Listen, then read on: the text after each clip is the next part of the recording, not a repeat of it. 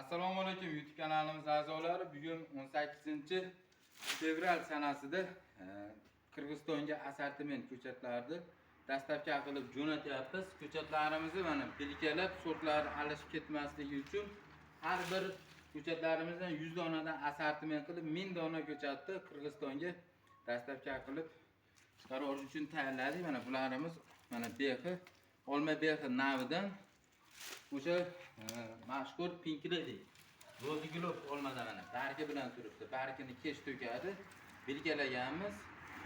Va yana Vanderkot Oridan kamerani yaqinroq olib kelib mana ko'rsatib qo'ying, gullayapti.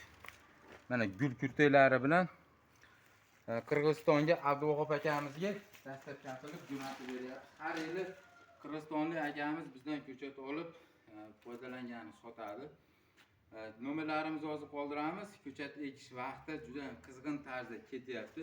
Bemalol aloqaga chiqaverasizlar. Mana bunimiz Karmen nok mana.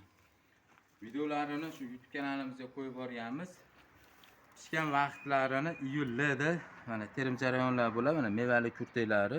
Xudo xolasa eksa birinchi, ikkinchi yili bitta ikkitadan nishonlab beradi, uchinchi yili xudo xolasa to'liq daromadga kiradi.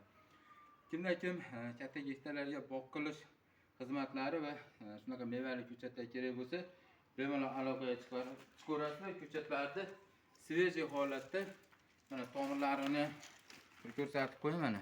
Turpog'i hali qurigani yo'q, svejiy holatda ko'chatlarni jo'natib beryapmiz. Videomiz yoqqan bo'lsa, bittadan like bosib, bizga obuna bo'lib ketishni unutmanglar. Xudo xolasa katta gektarlarga ham boq qilinayotgan jarayonlarni hammasini sizlarga qo'yib boramiz.